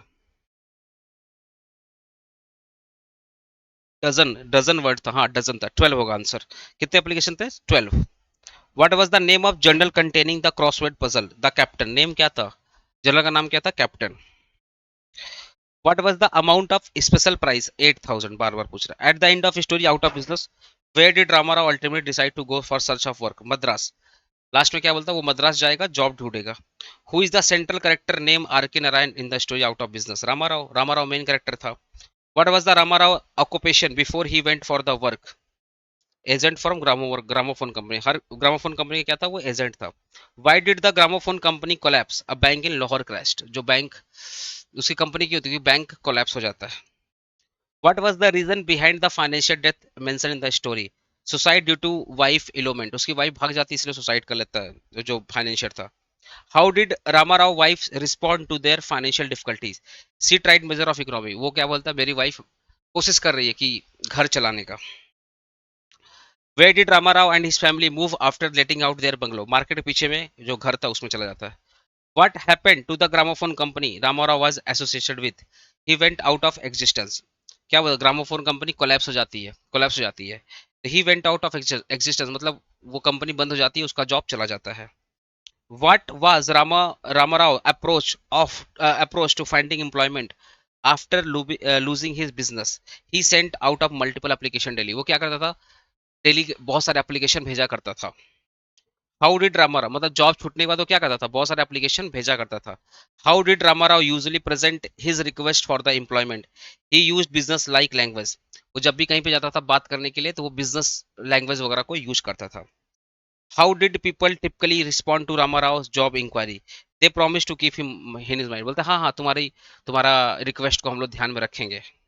तुम्हारा request को जब भी job job के लिए जब भी जाता था तो लोग बोलते थे हाँ हाँ तुम्हारा रिक्वेस्ट को हम ध्यान में रखेंगे। What did Ramarao wives and children do when they saw him after his job search? They remained silent and retreat। ठीक है, तो क्या लो? What did Ramarao wife and children do when they saw him after job search? जब वो रामाराव को देखते थे कि जॉब के लिए ढूंढ रहे, परेशान हो रहे, तो उसके जो बच्चे वगैरह थे वो काफी साइलेंटली होते थे, दुखी हो जाते थे। ठीक है। Why did Ramarao's children lack friends in their new situation? They had no opportunity to interact with others। बोला जो नए सिचुएशन, नए घर में जो उसके फ्रेंड वगैरह थे उनसे बातचीत नहीं होती थी, न्यू फ्रेंड थे, जान पहचान कम थी। They had no opportunity.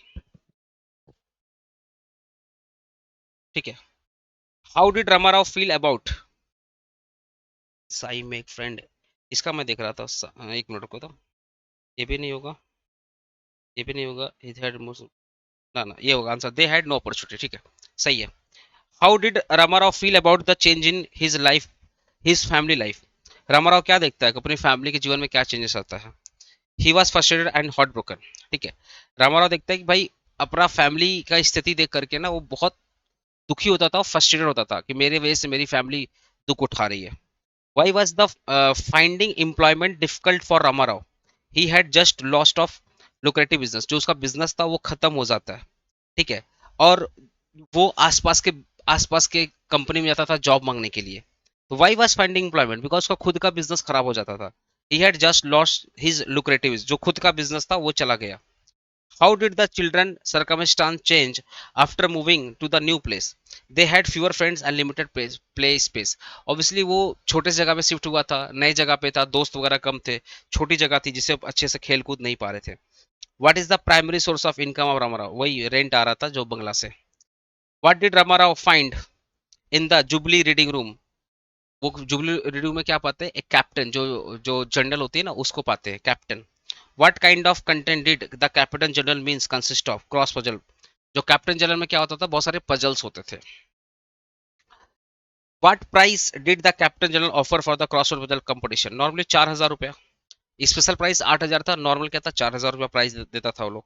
What did Ramarao do at the new sergeant shop one shop on the day of result were due, ठीक है, he read the latest issue for free, क्या बोल रहा हूँ, what did Ramarao do at the new new सजन shop on the day result were due, जिस दिन result वगैरह मिलता था उस दिन वो क्या करता था, ही रीड द लेटेस्ट इशू, जो भी रिजल्ट आते थे वो सारे रिजल्ट को पढ़ता था, ठीक है, he read the latest issue for free, ठीक है, जो भी रिजल्ट आता था उसको वो पढ़ता था।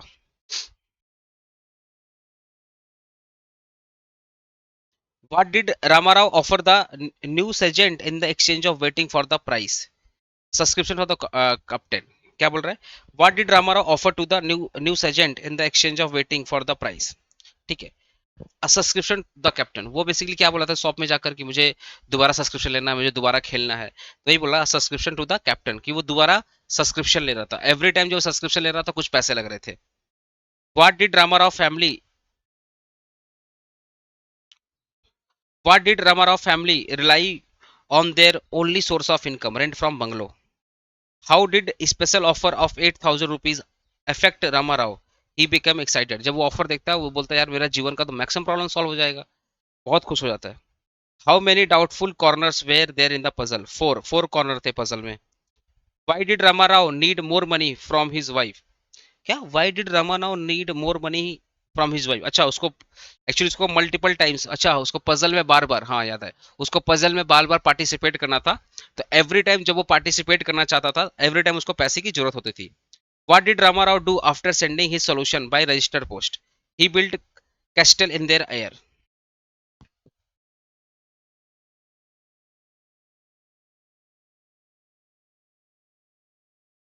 क्या बोला, what did Ramarao do after sending his solution by registered post, जब वो अपना सोल्यूशन, वो अपना आंसर जब वो रजिस्टर्ड पोस्ट से भेजता था तो रामाराव उसके बाद क्या करता था, डू आफ्टर सेंडिंग क्या करता है, he build castle in there air, मतलब बहुत सारे ख्वाबी पुलाव पकाते थे कि मैं जीत जाऊंगा तो मेरी फैमिली का सारा प्रॉब्लम खत्म हो जाएगा, याद है? इस टाइप का वो ड्रीम देखता था। What happened on the day of result, Ramarao blunders were expose, वो जो भी सपना देखा था सबका सब एक्सपोज होता, टूट जाता है, सारे सपने चकनाचूर हो जाते हैं। How did Ramarao feel about feel after his blunder were expose, depressed and intolerance, वो गुस्सा करता था, वो और मतलब चिड़चिड़ापन उसके अंदर आ गया था और बहुत ज्यादा डिप्रेशन में चला गया था जब भी रिजल्ट आता था। What did Ramarao contemplate doing at the railway line, वो क्या करता था इन हिज लाइफ, वो रेलवे लाइन में जाकर के अपना जीवन को समाप्त करना चाहता था। What was the reason for the train delay that saved Ramarao, irrelevant of good train, जो ट्रेन आ रही थी, जो गुड ट्रेन मतलब जो सामान से भरी ट्रेन आ रही थी वो दो तीन स्टेशन पहले ही डिरेल हो गई, गिर गई थी। What did Ramarao wife mention about the tenant, कि वो बंगला को खरीदना चाहता है, जो टेनेंट था बंगला को खरीदना चाहता था। How much money, how much money did Ramarao wife say they would get for selling the house, 4,500, बंगला बेच के कितना पैसा कमाते हैं, 4,500 रुपए। How did Ramarao plan to use money from the selling house to travel Madras, वो मद्रास मद्रास जाएगा जॉब सर्च करने के लिए, बंगला बेच के जो पैसा आएगा उसमें से 500 रुपया लेता है और मद्रास जाता है। What did Ramarao wife suspect he might do with money, invest in cross puzzle, वो रामाराव क्या बोलती है कि तुम बंगला बेच के जो पैसा लाए हो क्या तुम इसको दोबारा पजल में लगाओगे, बोलता नहीं अब ये गलती नहीं करेंगे। What was Ramarao reaction when his wife ask about is the money for cross puzzle, he denied it strongly, वो क्या बोलता है कि नहीं अब जो भी पैसा आया है बंगला बेच का उसको वो क्रॉस पजल में नहीं लगाएगा। What did Ramarao swear after his wife question, he never play puzzle, वो बोलता मैं कसम खाता हूँ दोबारा पजल नहीं खेलूंगा। What was the name of the magazine Ramarao, captain, magazine का नाम क्या था, captain. What did Ramarao do after his blunder were exposed in the puzzle contest, वो भाई सुसाइड करने की कोशिश कर रहा था। The protagonist of the story basically क्या, Ramarao. The company Ramarao work for his gramophone company, the Ramarao wife is always waiting at it the door, Ramarao की वाइफ थी वो कहाँ वेट कर रही थी, डोर के सामने वेट कर रही थी। ठीक है, अब नेक्स्ट आई हैव ड्रीम चालू करते हैं, चले आई हैव ड्रीम स्टार्ट करते हैं। I have a dream is a speech delivered by Martin Luther King junior, कौन डिलीवर किए थे, मार्टिन लूथर किंग जूनियर, सब कुछ ठीक है ना, हाँ ठीक है। And as we walk we make the place that we cell always march ahead, वो क्या बोले कि जब तक हम लोग रहेंगे ये मार्च चलता रहेगा, जब तक हमारी अधिकारों को नहीं मिलेगा ये मार्च चलता रहेगा। ठीक है, who fought for the right of ghettos and negroes, वो कौन लड़ रहा था नेग्रोस के लिए, ब्लैक पीपल के लिए, Martin Luther King junior. Martin Luther King junior deliver the speech in hall Lincoln memorial. Low Lincoln memorial hall पे वो स्टैंड होकर के भाषण दे रहे थे। The bank of justice for the negro is bankrupt. बोला जो बैंक जस्टिस दिलाने वाला था वही क्या था, बैंकरप्ट हो चुका है। याद है, चेक डिसऑनर का ऑप्शन दिया था उन्होंने, दिया था। Martin Luther won the Nobel prize for the peace. Martin Luther को मिला था नोबेल प्राइज पीस के लिए। Abraham Lincoln signed for the freedom of negroes emancipation proclamation. आजादी का पत्र उन्होंने साइन किया था। Martin Luther King dislike discrimination. कौन सा, रेशियल मतलब रंग भेद, मतलब ब्लैक और व्हाइट का जो रंग भेद था उस डिस्क्रिमिनेशन को हेट करते थे, डिसलाइक करते थे। Abraham Lincoln made a famous speech against the slavery. जो गुलामी थी, जो ब्लैक पीपल की गुलामी थी, उसके अगेंस्ट में उन्होंने भाषण दिया था। Martin Luther King deliver the famous speech on 20 August 1963। ये डेट याद करिए, बार बार पूछ रहा है। America has given the negroes which has come back marked insufficient fund a bad cheque. Bad cheque मतलब बाउंस चेक। अच्छा, बैड और बाउंस में मैं थोड़ा सा देख लेता हूँ बुक में क्या था। हाँ, बैड चेक होगा, यहाँ पे बैड चेक होगा। मतलब बाउंस चेक थोड़ी दिया था, बैड चेक बोला था उन्होंने। ऐसा चेक जो बुरा है, जिसमें फंड रहता है। इनसफिशिएंट फंड मतलब बैड चेक होगा, ठीक है, बुरा चेक दिया था। ठीक है, बैड होगा भाई, बैड होगा। Who is the who is known as black Gandhi. Martin Luther King को ब्लैक मतलब ब्लैक गांधी के नाम से जानते थे इनको, मार्टिन लूथर किंग जूनियर को। The condition of the negroes were appalling, मतलब बुरा से बुरा कंडीशन था वो। एक्चुअल में ना वो अपने ही देश में पराया बन के था, वैसा कंडीशन था उनका। Martin Luther advocate struggle of non violent. उन्होंने क्या बोला, हमारा जो ओवरऑल मार्च होगा वो नॉन वायलेंट होगा, डिसिप्लिन में होगा, हम हिंसा वगैरह नहीं करेंगे। Martin Luther King junior was a great orator and America of socialist activities. ये अमेरिका के महान सामाजिक कार्यकर्ता थे, समाज के भला के बारे में सोचते थे। The lips of the governor of a dash are silent. Alabama, Alabama मतलब ये जो अल्बामा था ना, एलाबामा, एल्बामा का जो गवर्नर था उसके मुंह से, उसके लिप से कोई आवाज नहीं आ रही थी। मतलब वहां पे भेदभाव हो रहा है, वहां पे डिस्क्रिमिनेशन हो रहा है, ब्लैक पीपल पे अत्याचार हो रहा है, पर वहां का जो गवर्नर है, ठीक है, यहाँ का जो गवर्नर वो कुछ नहीं बोल रहा था। आंसर होगा Alabama. Martin Luther dreams that one day his children would be identified not because of their skin but by the content of their character। उन्होंने बोला अगर डिस्क्रिमिनेशन करना है तो करेक्टर पे करो, अच्छे बुरे पे करेक्टर करो, ना कि स्किन पे करो। तो उनका बोले कि नेक्स्ट टाइम जब डिस्क्रिमिनेशन होगा हमारे बच्चों पे एक दिन, वो करेक्टर बेसिस पे होगा, ना कि कलर के बेसिस पे होगा। Martin Luther King had a children four, कितने था, चार चिल्ड्रन थे। Martin Luther King belong to the US, obviously US से बिलोंग करते थे। Martin Luther King was a civil right activist. ये सिविल राइट मतलब लोगों को अपना हक दिलाने वाले ये एक्टिविस्ट थे, सामाजिक कार्यकर्ता थे। नोबेल प्राइज मिला था इनको 1964 में। Martin Luther King was a negro मतलब ब्लैक अमेरिकन थे। Late the freedom ring from the stone of mountain of Georgia. मतलब जॉर्जिया के माउंटेन से ये फ्रीडम की आवाज सुनाई पड़ेगी। इमांसिपेशन proclamation give the negro freedom from the slavery. बोल रहे ये जो पत्र था आजादी वाला, इससे हमें मतलब उस पर साइन करके हमें आजादी चाहिए, हमें डिस्क्रिमिनेशन से मुक्ति चाहिए। Martin Luther King use the unique valley for to represent bad times. बोले वहां की जो वैली है, मतलब जो पहाड़ों की जो वैली, वहां पर भी बहुत बुरा वक्त चल रहा है। Which repeated phrase in doctor king speech has additional power because it is form of familiar patriotic song. Let freedom ring, I have dream now in time no 100 years late.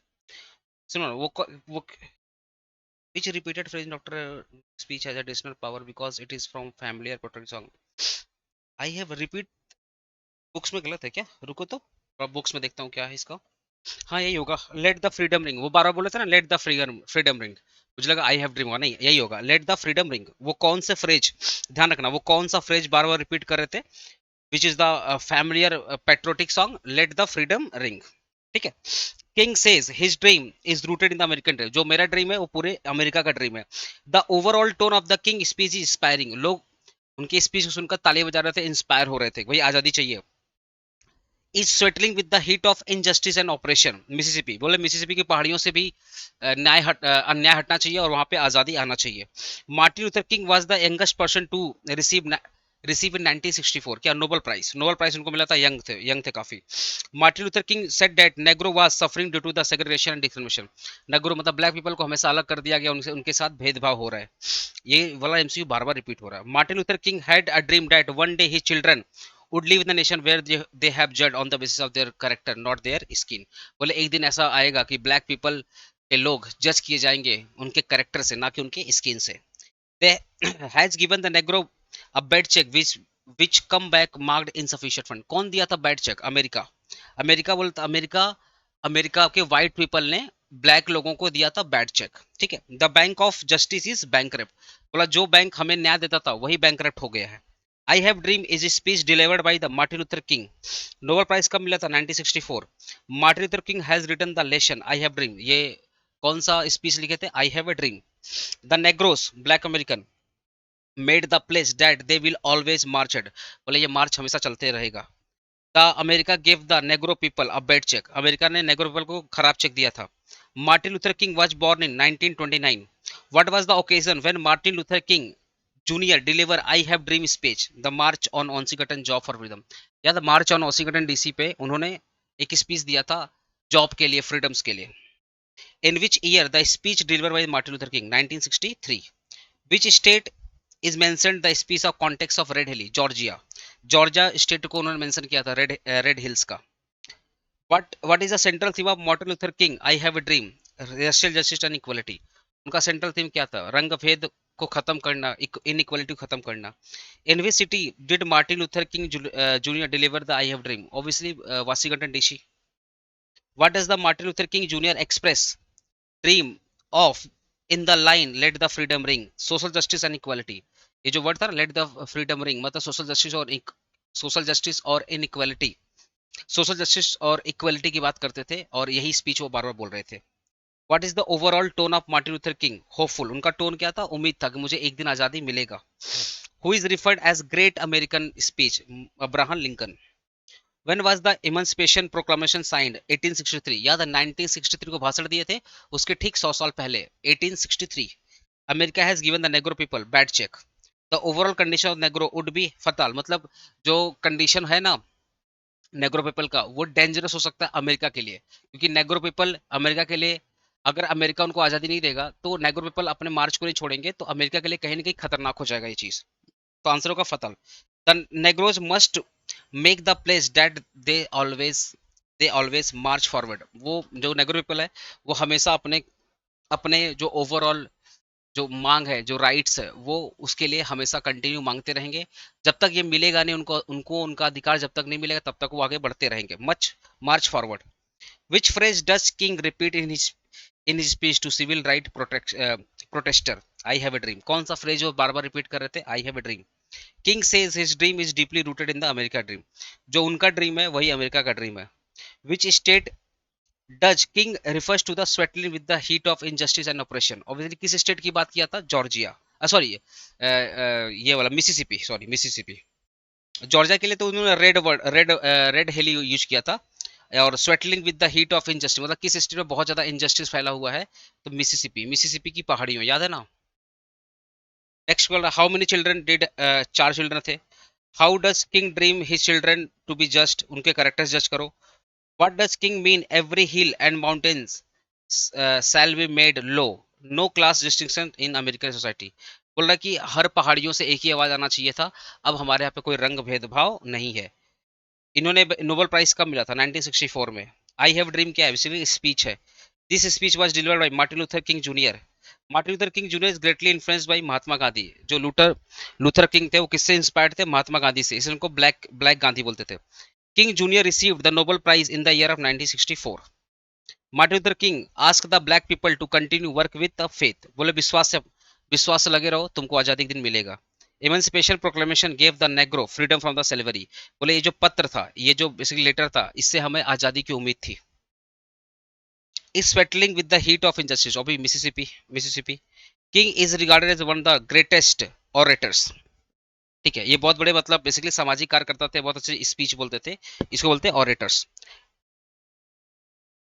During his speech Martin Luther king advocate non violent struggle, बोले हमें अपना मतलब अहिंसा नहीं करना है, हमें मतलब गांधी जी के गांधी जी बोलते थे ना, पिछले हिंसा विंसा ये सब नहीं करना, मतलब नॉन वायलेंट करना, तो वही गांधी जी के कर्म पथ पे चल रहे थे। Martin Luther King was assassinated on April 4 April 4 April, ठीक है, उनको 4 अप्रैल को मार दिया गया था, 4 अप्रैल को मार दिया गया था। किंग वाज एसोसिएटेड इन 1968, ठीक है। America give the negro people bad check,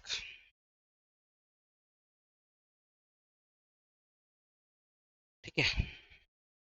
America का बैड चेक। अच्छा यहाँ पे ना, अगर कभी क्वेश्चन पूछे उनको कैसे मारा गया था, याद रखना उनको गन से मारा गया था, उनको गन से मारा गया था। अगर पूछे ना कौन सा डिवाइस यूज किया गया मारने के लिए, तो गन से मारा गया था। जब वो बालकनी में खड़े थे उनको गन से मारा गया था, ठीक है।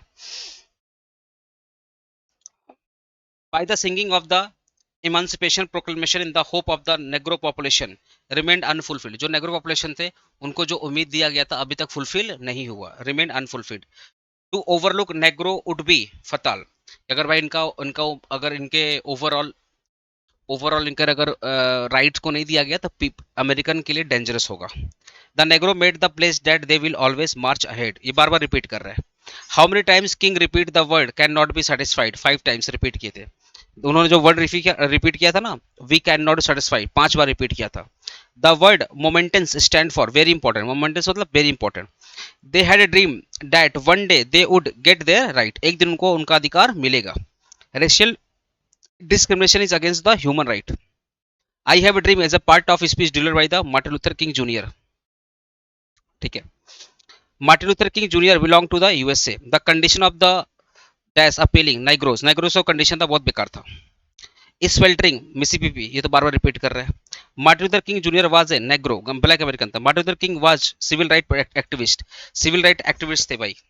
Martin Luther King deliver his speech in the Washington DC on August 20 August 1963, बार बार रिपीट कर रहा है एक ही चीज। Martin Luther King junior dislike the racial discrimination, रंग भेदभाव को पसंद नहीं करते थे। बैंक ऑफ जस्टिस क्या होता, बैंक करप्ट हो गया था, रिपीट कर रहा है, बार बार सेम चीज रिपीट कर रहा है। Dash has given the negro people a bad check, America दिया था bad check. What is the phrase used by the author talking about the difficulties pain and suffering the people face when they raise voice against the injustice and discrimination, trials and tribulation. क्या, कौन सा phrase use किया गया था author ने, trials and tribulation. Sir मतलब क्या है, लिख लो इसका, ठीक है, लिख लो, problem and difficulties, problem and difficulties, ठीक है। ट्रायल्स एंड ट्राइबुलेशन का मतलब था प्रॉब्लम एंड डिफिकल्टीज, ठीक है, इसका मीनिंग लिख लेना यहाँ पे। If the America become a great nation it must overlook the problem of negro, अगर अमेरिका महान देश है तो वो ऑब्वियसली ब्लैक पीपल के प्रॉब्लम को देखेगा। The place is always to go ahead on the path of freedom, जो मार्च है वो आजादी के पाथ पे चलना चाहिए। The place will fulfilled only when the rights were given to the negro, ये मार्च कब रुकेगा, जब एग्रो का राइट उनको मिल जाएगा, मतलब जो नेग्रो लोग हैं उनको राइट अगर मिल जाएगा तब, उनका अधिकार उनको मिल जाएगा तब। What was Martin Luther King Jr.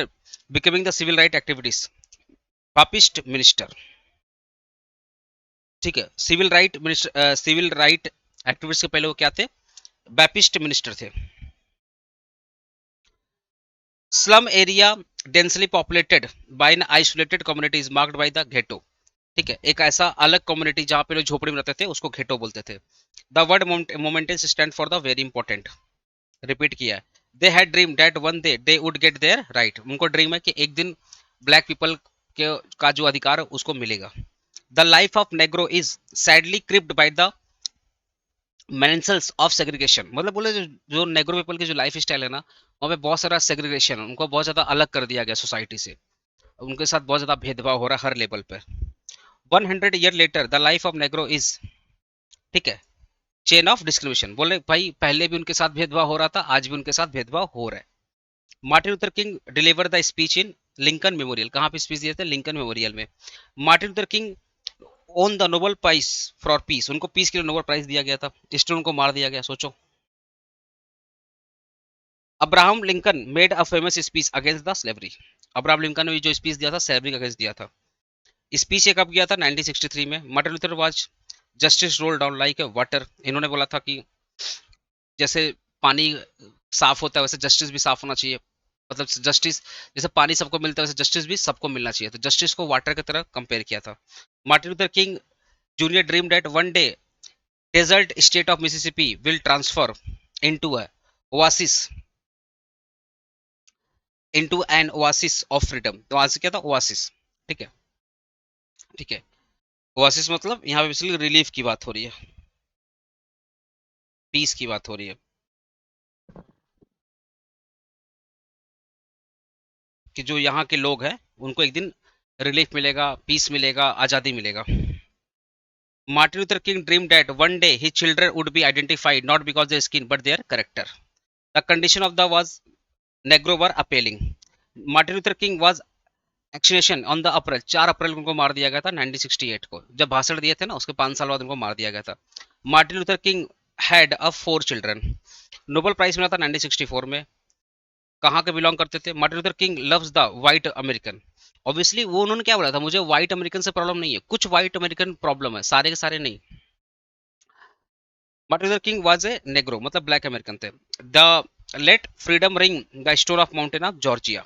कहाँ से फ्रीडम की आवाज आएगी? जॉर्जिया से। Emancipation proclamation gave the negro freedom from slavery. Martin Luther King ask the black people to continue the work with the love. जो काम कर रहे, फेथ होगा, फेथ होगा, फेथ होगा। गलत दिया बुक में, फेथ होगा। ठीक है, बुक में गलत है भाई, फेथ होगा। Martin Luther King junior use the unique of a valley to represent bad times. जो पहाड़ वगैरह वर्ड यूज किया था ना, वैली वगैरह, बैड टाइम्स के लिए बोले थे। यहाँ भी कुछ गड़बड़ लगा, रुको तो। ठीक है, बैड टाइम मतलब वो क्या बोलना चाहते थे पता? वो क्या बोलना चाहते थे कि जैसे वैली पे चढ़ना बहुत खतरनाक होता है, वैसे ही बहुत बुरा वक्त आ रहा है, बहुत बुरा वक्त है नेग्रो पीपल के लिए, तो बैड टाइम्स होगा। ठीक है, आंसर सही है, बैड टाइम्स होगा। Doctor King junior appeals mainly to his listener desired for the better future. बोले जो भी लोग हैं जो सुन रहे हैं वो अपना सही फ्यूचर के लिए मेहनत करे और मार्च को आगे बढ़ाए। ठीक है। Which repeated phrase in drug which repeated phrase in Dr. King speech has additional power because it is a form of familiar patriotic song, let the freedom ring। जब भी patriotic song बोलेगा let the freedom ring की बात होगी। The overall tone of the King speech is inspiring, repeat किया। Sweatly हमारा Mississippi, Negro is a granted his citizen right, मतलब civil right। My children will not be content of their character, ये कौन बोलता है? Martin Luther Kings. Whose children मतलब Martin Luther King children की बात हो रही है। And as we walk we make the place that we cell always march forward. बोले कि ये लास्ट नहीं है, अभी तो ये बिगिनिंग है, ये चलते रहेगा, जब तक हमारा राइट नहीं मिलेगा तब तक ये चलते रहेगा। The bank of justice is bankrupt. Had given the negro bad check. कौन दिया था? कौन दिया था बैड बैड चेक? अमेरिका दिया था। The slum area densely populated by the isolated communities marked by the ghetto. Ghetto की एरिया बेसिकली वहाँ पे बहुत, उसको आइसोलेट कर दिया गया, अमेरिका से अलग कर दिया गया है, मतलब अमेरिका में ही उनको अमेरिका में ही उनको अलग कर दिया गया, तो उनको अपने देश में ही बहुत परायापन फील हो रहा है और उनके साथ बहुत अत्याचार हो रहा है। दोस्तों मैंने 500 एमसीक्यू कंप्लीट कर दिया है, होपफुली आपको समझ में आ गया होगा। प्लीज व्हाट्सएप ग्रुप में जरूर ज्वाइन करना, इस वीडियो को शेयर करना, इस 500 एमसीक्यू को शेयर कर देना, जितना भी प्लेलिस्ट वगैरह है सब शेयर कर देना। मिलते हैं दोस्तों एएनवीएस के सजेशन में। ऑल द बेस्ट, अच्छे से एग्जाम दीजिएगा। इस वीडियो को जरूर शेयर करना और कमेंट करके बताओ समझ में आया या नहीं आया, कैसा लगा, एक बार अपना ओपिनियन दे करके जाना। प्लीज वीडियो को शेयर करना, हर एक दोस्त के साथ, हर एक कॉलेज ग्रुप में वीडियो को शेयर करना और व्हाट्सएप ग्रुप में ज्वाइन होना भाई। अकाउंट्स में बहुत सारे डाउट्स तुम्हारे आएंगे, सब कुछ मैं सॉल्व करा दूंगा। व्हाट्सएप ग्रुप में जरूर ज्वाइन करना, एपीसी फैमिली का पार्ट बनना और चैनल पे नए हो तो भाई सब्सक्राइब कर लेना। Please join WhatsApp group, share the video as much as. Thank you.